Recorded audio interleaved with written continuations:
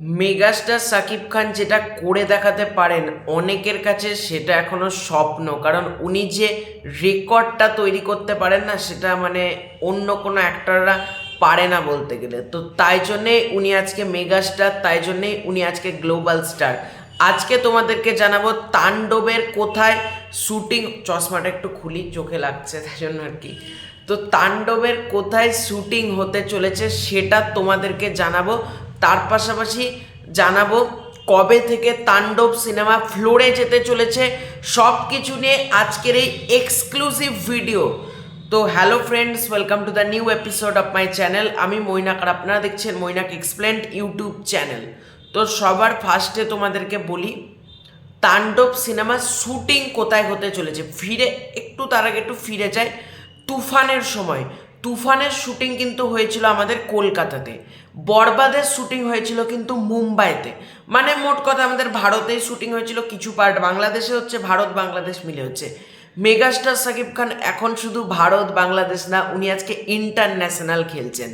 তো বলে রাখি, যেটা শুনলে সকল সাকিবিয়ানরা হ্যাপি হয়ে যাবে, মানে প্রত্যেকজন সাকিবিয়ান হ্যাপি হয়ে যাবে, সেটাকে বলি তাণ্ডবের শুটিং হতে চলেছে থাইল্যান্ডে। তাণ্ডবের শুটিং হতে চলেছে থাইল্যান্ডে, এবং থাইল্যান্ডের কোন জায়গায়, যেটা আমি ইনসাইডার আপডেট পেয়েছি, ব্যাংকক। সেই ব্যাংকক যেটা মানে প্রত্যেকের কাছে স্বপ্ন, যাওয়ার স্বপ্ন, সেই ব্যাংককে কিন্তু হতে চলেছে তাণ্ডবের শুটিং, এরকমই আপডেট রয়েছে। এবং তাছাড়াও সিনেমার বেশ কিছু পার্ট শ্যুট হবে মুম্বাইতে।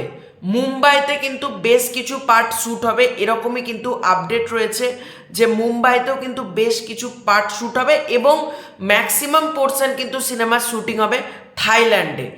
তোমরা রায়হান রাফির প্রিভিয়াস যদি দিনগুলোর কথা মনে করে দেখো, রায়হান রাফি বিভিন্ন জাহাজের ছবি স্টোরিতে দিচ্ছিলেন, যে জাহাজ ফাহাজ নিয়ে।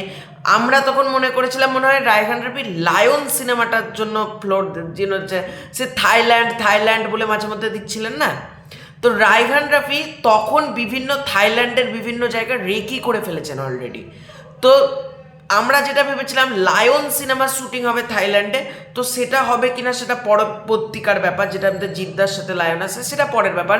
কিন্তু রায়হান রাফি তখন যে কারণে থাইল্যান্ডে গিয়েছিলেন সেটা হলো তাণ্ডবের শুটিং লোকেশানগুলো রেকির জন্য। এবং বরবাদ সিনেমা মুম্বাইতে শুটিং হলো কে সেরা স্টুডিওতে, সেখানেই আমি যদি খুব ভুল না করি সেখানেই সম্ভবত তাণ্ডবেরও বেশ কিছু পার্ট শ্যুট হবে।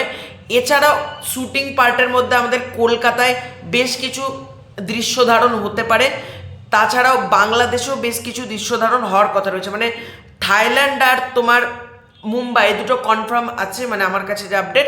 তবে কলকাতার বাংলাদেশের মধ্যে কোথায় বাকি দৃশ্য ধারণগুলো হবে সেটা এখন আমি বলতে পারছি না ক্লিয়ারলি। এবং সিনেমাটা আলটিমেটলি ফ্লোরে যাবে কবে, মার্চ মাসে। মার্চ মাসে কিন্তু সিনেমাটা ফ্লোরে যাবে। সম্ভবত সিনেমাটা 10 তারিখের পর ফ্লোরে যাবে, ঠিক আছে? কারণ মার্চ মাসে মানে মেগাস্টার সাকিব খান যখন অ্যানাউন্স করবে তাণ্ডব, তারপর উনি জাপান যাবেন, যেটা আপডেট রয়েছে। তারপর ফিরে এসে একটু রেস্ট মেকার্সদের যেতে মার্চ মাসের 10 তারিখ সম্ভবত তোমরা ধরে রাখতে পারো।